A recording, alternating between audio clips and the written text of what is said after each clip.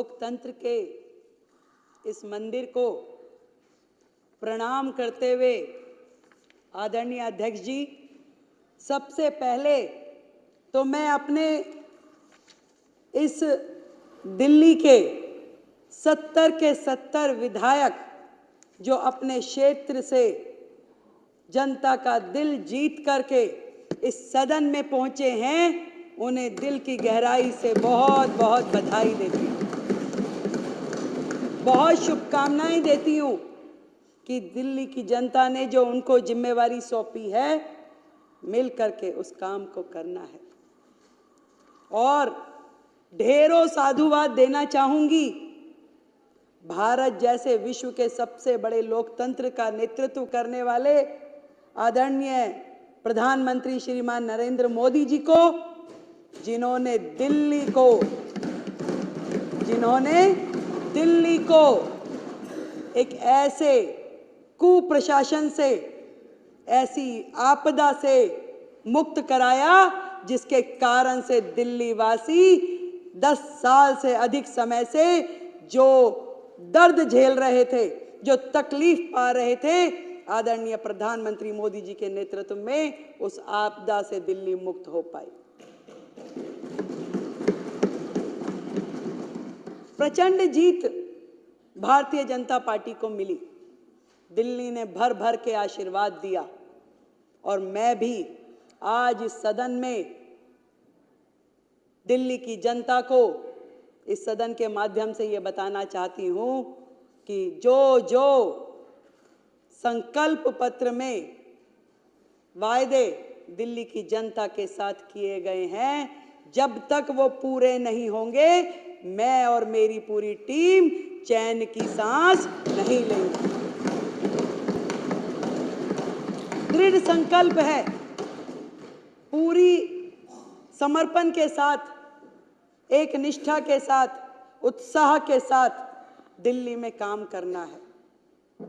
वो लोग जो पहले इस सदन का उपयोग केवल और केवल माननीय उपराज्यपाल जी को, माननीय प्रधानमंत्री जी को आपत्तिजनक, अपमानजनक, अभद्र शब्दों का इस्तेमाल करते हुए इस सदन का उपयोग करते थे, आज इस सदन का उपयोग दिल्ली की जनता की भलाई के लिए, योजनाएं बनाने के लिए, उनके क्रियान्वयन के लिए और दिल्ली को विकसित दिल्ली बनाने के लिए इसका उपयोग होने वाला है। माननीय अध्यक्ष जी, आज आपके माध्यम से मैं ये कहना चाहती हूँ।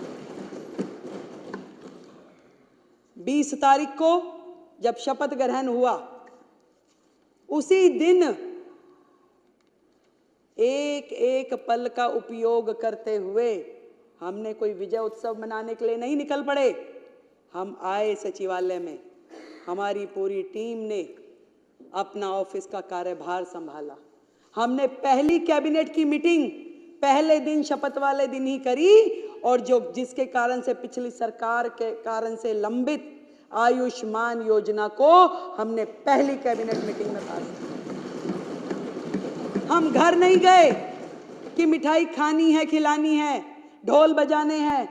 हम लोग उस दिन पूरा दिन अलग अलग विभागों की मीटिंगों में लगे रहे। हम गए यमुना जी पे आरती करने के लिए, अपना संकल्प दोहराने के लिए कि हे मां यमुना, जो हमने वायदा किया है, जो हमारे प्रधानमंत्री जी ने यमुना जी के लिए स्वप्न देखा है, जो दिल्ली की जनता का अधिकार है, इस यमुना मां को स्वच्छ बनाने के लिए पूरा काम कर लेंगे। हम पूरा दिन उसी काम में लगे रहे। आज 8 दिन और 9वां दिन आज माने तो एक एक दिन मैं और मेरे मंत्री और मेरे विधायकगण अपने क्षेत्र की जनता के साथ मिल करके दिल्ली को कैसे सुधारना है, क्या क्या काम होने हैं, केवल जनता के बीच में जा करके वो काम कर रहे हैं। इससे पहले ये लवली जी ने सदन में एक बात कही थी, वो बिल्कुल सही बात है कि पहले जनता को अपेक्षाएं शायद बड़े बड़े प्रोजेक्ट की होती थी कि भाई कम्युनिटी हॉल बना दीजिए, कॉलेज बना दीजिए, स्कूल बना दीजिए।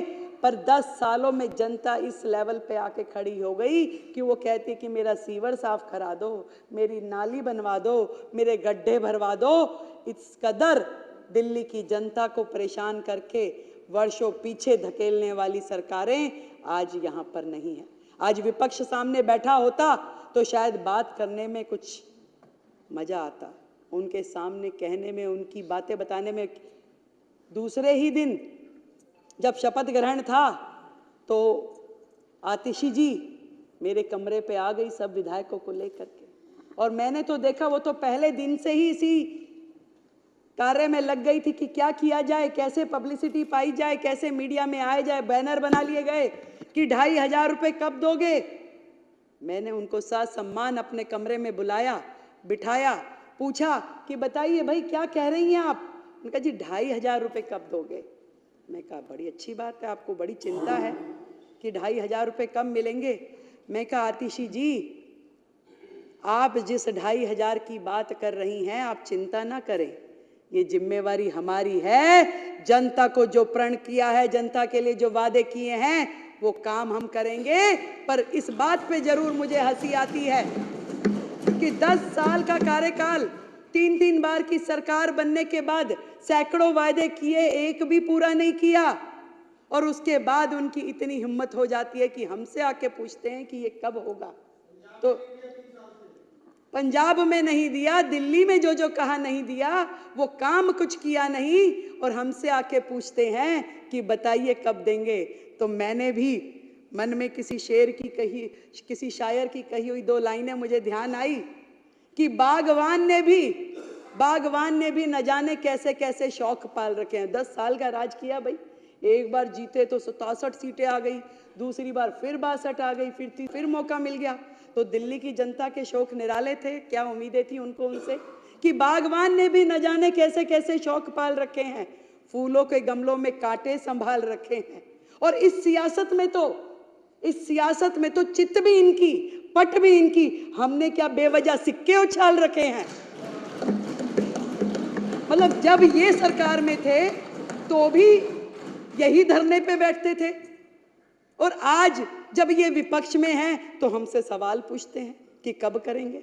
भैया ये सरकार में थे तब भी जल मंत्री होने के बावजूद आतिशी जी धरने पे बैठ जाती थी काम करने की बजाय। माननीय मुख्यमंत्री जी जो उस समय होते थे वो तो 26 जनवरी वाले दिन जाके धरने पे बैठ गए। तो इन तो धरना पार्टी है। इन्होंने अपने कार्यकाल में केवल प्रेस कॉन्फ्रेंस, केवल बाइट देना, केवल इंस्टाग्राम ट्विटर पे पोस्टेड डालना और मन गढ़ंत कहानियां बनाना, इसके अलावा किया क्या है।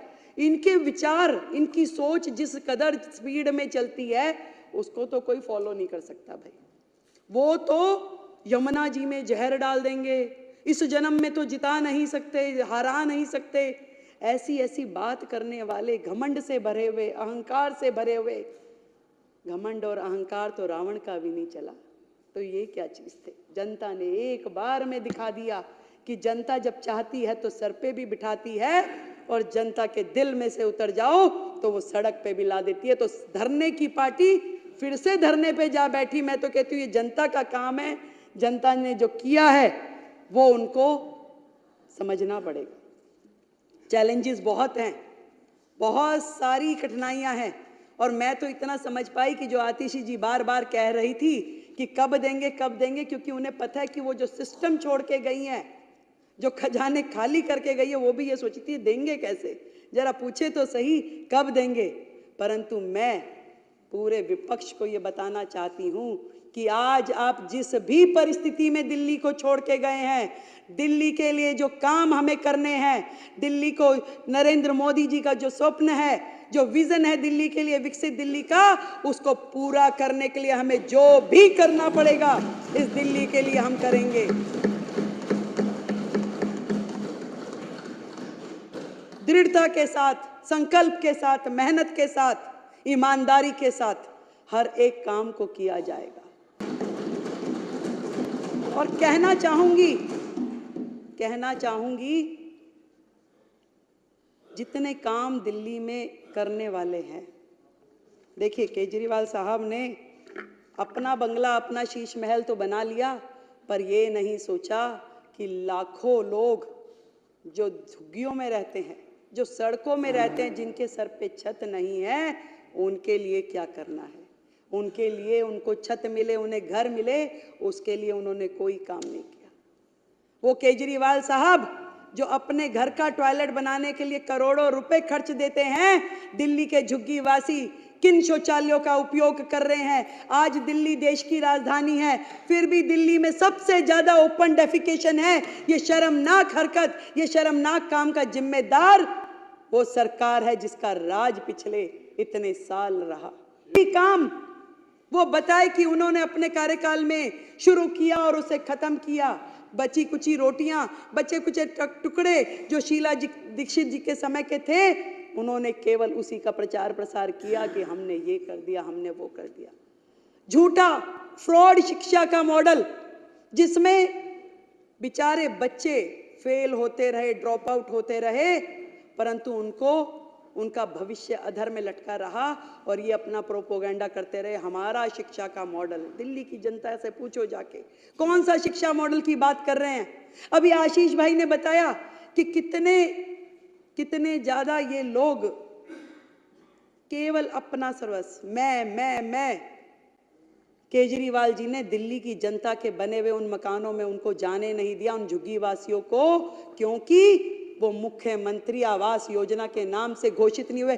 पैसा हमारा देंगे भाई, ऐसा कहां होता है? तुम लगाते, तुम करते, तुम उसमें अपना नाम लिखते। तुमने तो छोटी छोटी चीजों पे, यानी कि इस सदन में व्हाइट वॉश हुई, उसका भी पत्थर माननीय मुख्यमंत्री जी ने यहां लगा करके छोड़ा हुआ है। तुम तो नाम के इतने भूखे हो। तुमने दिल्ली की जनता को आयुष्मान योजना से महरूम रखा क्योंकि तुम्हारा नाम उसमें नहीं था, उसमें प्रधानमंत्री आयुष्मान योजना था, इसलिए दिल्ली की जनता को तुमने वो मिलने नहीं दिया। पूरे देश की जनता को आयुष्मान का लाभ मिला, पर दिल्ली की जनता उससे महरूम रही, सिर्फ और सिर्फ तुम्हारे अहम के कारण। आज दिल्ली की जनता बाट जो रही है कि कैसे दिल्ली आगे बढ़ेगी, दिल्ली में वो काम होंगे। मैंने बहुत सारे अधिकारियों से मेरी बात हुई, मतलब वो सरकार जो अपने ही अधिकारों को मारती पीटती थी, गाली गलौज करती थी, कैसे काम होते उस सरकार में? अपने ही चीफ सेक्रेटरी को घर में बंद करके पीटना, ये तो माननीय मुख्यमंत्री जी ही कर सकते थे। ऐसे लोग जो इस राज्य से कर वसूल करके दूसरे राज्यों में चुनाव में जाके खर्च करते थे, केवल एजेंडा था कलेक्शन हो जाए और उसके बाद खर्च कहाँ करना है वो कोई नहीं जानता था। मुझे जब मैंने ये सीएजी का रिपोर्ट प्रस्तुत किया तो रिपोर्टर्स ने पूछा कि 14 की 14 रिपोर्टें एक बार में क्यों नहीं प्रस्तुत करती हैं मुख्यमंत्री जी? मैंने कहा भाई एक एक इतनी भारी है, एक बार मैं करूंगी तो हमारे विधायकगण अपने घर रिपोर्ट लेके भी नहीं जा पाएंगे। इतनी भारी भारी रिपोर्टें, एक एक रिपोर्ट जिसका वजन पता नहीं, हो सकता है ये 3-4 किलो तो लग ही रहा है मुझे। तो इतने पेपर पढ़ना, उनको समझना, तो एक एक करके निकाल रहे हैं तो उनकी सांसें ऊपर नीचे हो रही है और उनकी इतनी हिम्मत नहीं है कि वो सदन में आके सामने बैठ सकें, उसे सुन सकें। उन्हें बहाना चाहिए था, तस्वीर नहीं लगी। मैं उनसे पूछना चाहती हूं, जो सरकार का एडमिनिस्ट्रेटिव हेड है, जो देश की राष्ट्रपति, क्या उनकी फोटो नहीं लगनी चाहिए? आज जिनके माननीय हमारे शहीद भगत सिंह, हमारे बाबा साहब, हम सब के पुरोधा हैं, हमने उनको सम्मानजनक, हमारे दिल में सम्मान है। जितना काम इस दिशा में कि बाबा साहब के सम्मान में देश भर में होना चाहिए, वो नरेंद्र मोदी सरकार ने किया है। आज तक किसी सरकार ने, ना किसी नेता ने इस सम्मान को उन्हें दिया जितना सम्मान मोदी सरकार ने बाबा साहब के चरणों में अर्पित किया है। वो लोग बातें करते हैं, फोटो नहीं लगाई, केवल मात्र बहाना कि मुझे तो लड़के जाना है, किस तरीके से मुझे यहाँ से बाहर निकले, क्योंकि वो सुन नहीं सकते थे जो बातें इस रिपोर्ट में लिखी हुई है, जो बातें एक एक विधायक यहाँ बोलेगा, उनकी हिम्मत नहीं थी वो सुनने की, इसलिए वो दौड़ गए कि भाग जाओ भैया, जो मर्जी बोले यहाँ पे, हम तो बचें। उनको काम क्या है? उनका काम है इस सदन में बैठे अपने चिंगू मिंगू के माध्यम से वीडियोस बनवाएं, उस वीडियो को प्रचारित करें, प्रसारित करें। एक वीडियो रिलीज हुआ प्रवेश जी, एक बुक्के था, अब बुक्के दे रहे थे, वो कह रहे जी एक बुक्के से मुख्यमंत्री जी ने कईयों को निपटा दिया। भाई मैं तो बनियों की लड़की हूं, मैं तो फजूल खर्ची कर नहीं सकती। इस दिल्ली में जनता का एक एक रुपया जो कि राजस्व के रूप में हमें मिलता है, एक भी रुपए का दुरुपयोग मैं होने नहीं दूंगी। आज इस सदन के माध्यम से मैं कहती हूं, भाई एक मुक्के इस्तेमाल कर लिया तो क्या गलती कर दी भाई, पैसा बचाया है, खराब तो नहीं किया।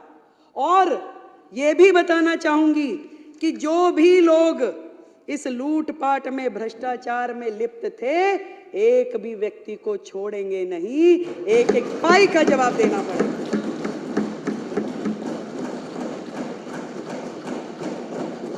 चुनाव के दौरान बहुत सारे पोस्टर लगे, स्टिकर लगे, भाई हो तो ऐसा, भाई हो तो ऐसा, डैश डैश डैश।